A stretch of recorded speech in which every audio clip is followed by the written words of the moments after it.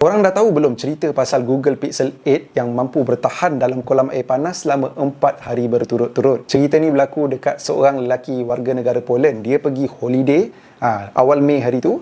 Dia pergi holiday, dia sewa Airbnb. Dekat Airbnb tu ada kolam air panas. Lepas tu dia enjoy lah dekat kolam air panas tu. Tak tahulah dia buat apa. Dia tak sedar lah yang Pixel 8 dia tu termasuk dalam kolam air panas tu. Dia fikirkan dia punya Pixel 8 hilang kat tempat lain. So bila dah habis holiday, 5 hari lepas habis holiday macam tu, dapat video daripada owner Airbnb tu yang dia berjaya kaut something daripada jaring masa nak bersihkan kolam air panas tu. Rupanya dia punya Pixel 8 terjatuh dalam kolam air panas tu, tak hilang kat tempat lain. So dia fikir, ni confirm dah jahanam dah ni, confirm barai. Kolam air panas 45 degree Celsius.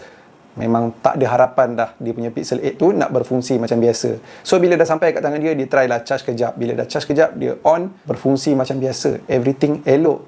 Start daripada tu dia kata dia akan lepas ni pakai Pixel saja, takkan pakai smartphone lain, disebabkan ketahanan Pixel yang dia sendiri dah rasa yang berlaku dekat dia.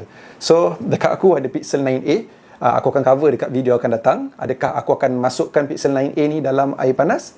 Confirm lah tidak. Gila engkau. Even lah kita dah nampak benda tu macam proven yang apa boleh tahan, tapi still tak digalakkan buat demikian. Sebab Google tak pernah marketkan pun dekat orang yang korang boleh rendam korang punya Pixel dalam air panas. Tidak, jangan buat macam tu. Walaupun korang dah dengar cerita ni.